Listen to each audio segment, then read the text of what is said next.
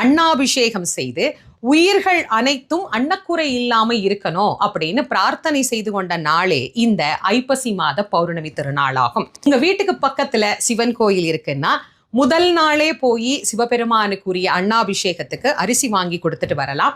அன்னாபிஷேக தன்னைக்கு கலந்து கொண்டு அன்னத்தால சுவாமிக்கு அலங்கரிக்கப்பட்டிருக்கக்கூடிய அந்த ரூபத்தை தரிசனம் பண்ணினா கோடி கோடி கோடி கோடி நன்மைகள் அப்படிங்கிறது நமக்கு கிடைக்கும். நம்முடைய பரம்பரைக்கே அன்னக்குறை அப்படிங்கிறது ஏற்படவே ஏற்படாது. இந்த அபிஷேகம் செய்யக்கூடிய அன்னத்தை நீர்நிலையில கொண்டு போய் சேர்ப்பாங்க. அது நீர்வாழ் பிராணிகளுக்கும் இறைவன் அளிக்கக்கூடிய ஆசீர்வாதம், சகல ஜீவராசிகளுக்கும் இறைவன் அளிக்கக்கூடிய அருளாகவும் அது அமைகிறது. இப்ப கோயிலுக்கு எங்களால போக முடியலமா, வீட்டில இருந்தே நாங்க கும்பிட்டுக்கலாமா அப்படின்னு கேட்கிறவங்க தாராளமாக வழிபாடு பண்ணலாம். வீட்டுல நீங்க லிங்கம் வச்சிருக்கிறீங்க அப்படின்னா நீங்களும் சிவபெருமானுக்கு செய்யக்கூடிய அபிஷேகம் எல்லாம் செஞ்சுட்டு நிறைவா அன்னத்தை